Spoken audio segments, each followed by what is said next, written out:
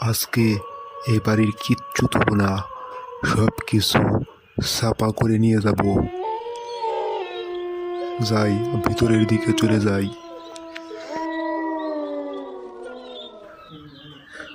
গ্রামের মোড়ল খুব খারাপ লোক, তাই তার কিচ্ছু দেবো না, সব কিছু নিয়ে যাব।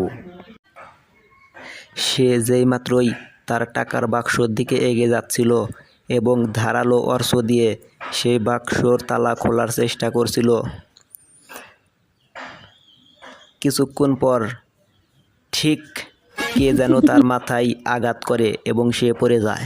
পরদিন সকালে তার জ্ঞান ফিরলে সে দেখে গ্রামের লোক তাকে ঘিরে ফেলেছে এবং গ্রামের প্রধান বলে, আচ্ছা, ও আমাদের বাড়িতে চুরি করতে গিয়েছিল, তখন আমরা তাকে হাতে নাতে ধরে ফেলি, তাই ওর একটি মাত্র সাজা হবে, ওকে কালো খাদে নিয়ে ফেলতে হবে।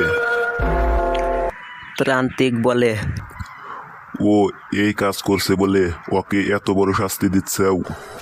জানি না আজকে কি হয়, কারণ আজকে আমাবস্যার রাত, ও ভয়ানক জানোয়ারেও পরিণত হতে পারে। ও যা হয় হোক, ও যা, ওকে কালো খাদে গিয়ে ফেলে দিয়ায়। চল, সোজা যাবি, কোনো দিকে তাকাবি না, না হলে কিন্তু তোর কল্লা নামিয়ে ফেলবো।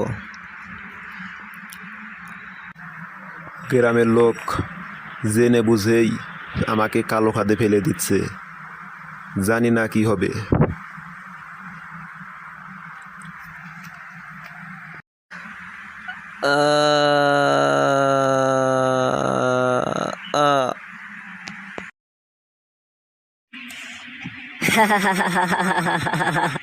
আজকে তোকে আমি খেয়ে ফেলবো। তারপর থেকে সে একটা জোনারে পরিণত হয় এবং সেই জোনারটি সকাল হলে খাবারের শিকারে বাহিরে বেরিয়ে যায়। তারপর বিকাল হলেই আবার তার বাসায় ফিরে আসে। এভাবেই চলে। সে মনে মনে ভাবে, মানুষ পেলে হয়তো ভালো হতো। হঠাৎ একদিন এক কৃষক বনে যাচ্ছিল কাঠ কাটার জন্য। সে যেতে যেতে একটা গুহার কাছে গিয়ে পৌঁছালো। তখন দেখলো লাল কালারের একটা কি যেন তার দিকে এগিয়ে আসছে এবং সে বলছে, তোরা গ্রামের লোক মিলে আমাকে কালো খাদে ফেলে দিয়েছিস, আজ আমি তোদেরকে ছাড়বো না। এ কথা বলেই তাকে খেয়ে ফেলে। রাত হলেই সে আবার মানুষ শিকারের জন্য গ্রামের ভেতরে চলে যায়। প্রতিদিন রাত হলেই তার একটা না একটা মানুষ দরকারি হয়। এভাবে চলতে থাকে।